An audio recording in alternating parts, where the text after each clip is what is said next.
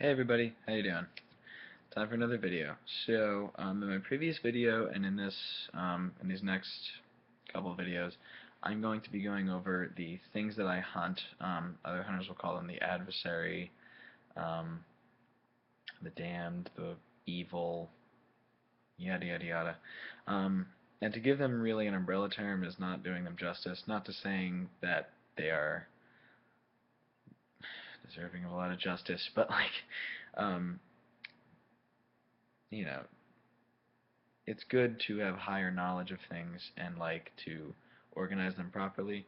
Even these six generalizations are not really totally accurate because there's many differentiations between them all.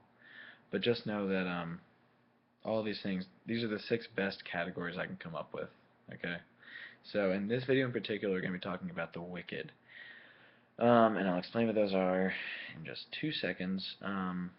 But really quick, in my previous video, I talked about the dead. And the dead are the most common things that hunters have to deal with, just because there's a lot more of them than there are of. Well, they're a lot more prevalent and apparent than a lot of other things. The wicked would probably be like the second most apparent. Um, and when I say that these things are things I have to deal with, I'm not saying that they're all inherently dangerous. I'm just saying that they are capable of being dangerous, and capable of harming both themselves and others. In the case of ghosts, most ghosts can't hurt you. Most ghosts probably wouldn't even want to hurt you. Like if a spirit of a little girl shows up next to you, why are you going to be afraid? It's a little girl. She's not, she probably had a really terrible death, and her fractured psyche cannot get on. Just leave her be, call me, and we're good. Alright? But there are cases where there are harmful ghosts, beings that are capable of using their energy for physical degradation and harming you and even inflicting similar death to you. And that's not fun for anyone. Again, call me. Um, these things are not inherently dangerous, but they're not doing what is the opposite of what should be happening. Death is a natural process. It goes from life here to life elsewhere. It's not supposed to be life here, then you stay here. That's the opposite of what it should be. If the spirits all did what they were supposed to do, it would be that way. But there's many that have defected, especially those who deal with humans most often. Anyway, so in this case, we're talking about the wicked. So the wicked are, as I've written down here, human beings who engage in traffic with demonic forces and attempts to harm others. Um, so, I do not mean this offensively when I call them witches, although that is the term that is most preferred by hunters, because a lot of hunters are still using 18th century lingo. Um, there is a Wiccan community out there that I have no ill will towards. I think that a lot of what they're doing is cool, good for them. Um, to call someone a witch is not necessarily a bad thing in my terminology, although others may find it so. Um, what I'm talking about here is the wicked, and by wicked I mean people who are inherently trying to harm others with magic. Now, when dealing with ghosts, the primary purpose here is to eradicate them, get them out of this plane of existence and onto where they're going. Or in the case of the damned, which are demons and demonic horde, the point is to destroy them, make them either incapable of harming others or remove them entirely. Hell, even in the case of what should we call it, the imbued, destruction is almost completely necessary.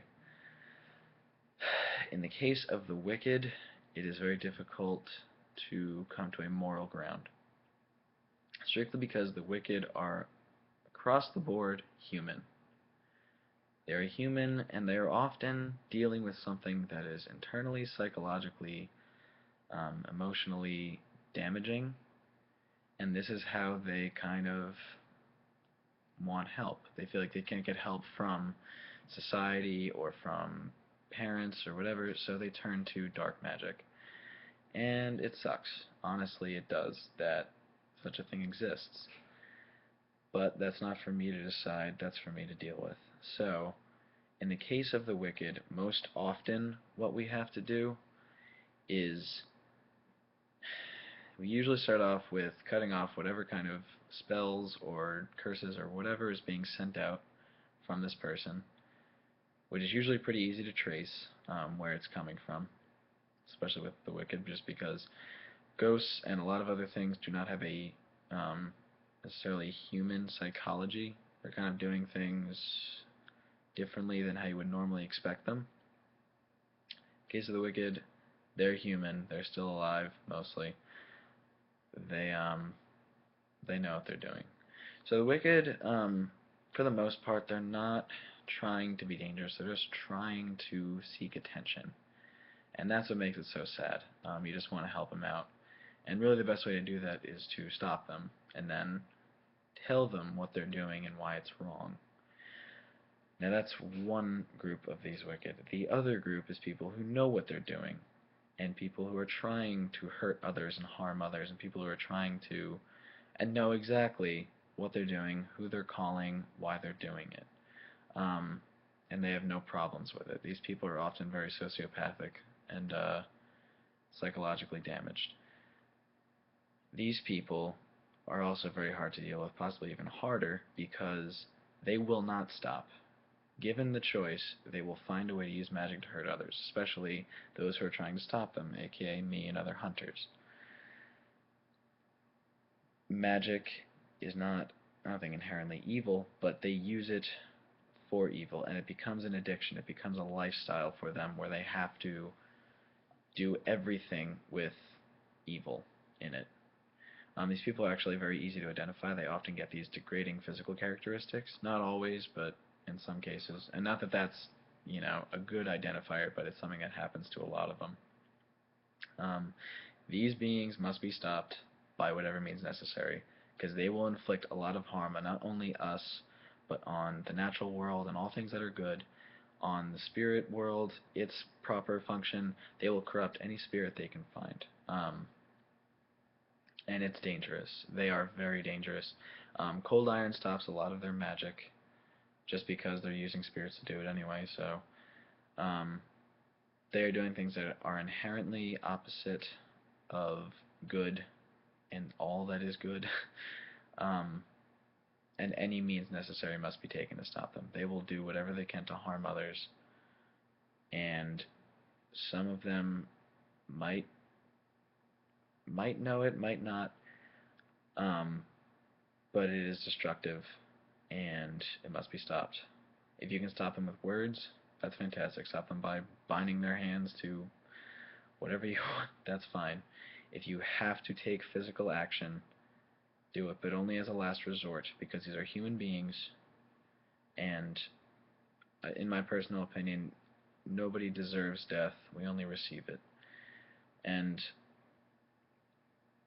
I really wish that everybody was capable of making a change, and I think that everybody can, but some people are just so far gone that there's nothing you can do to save them.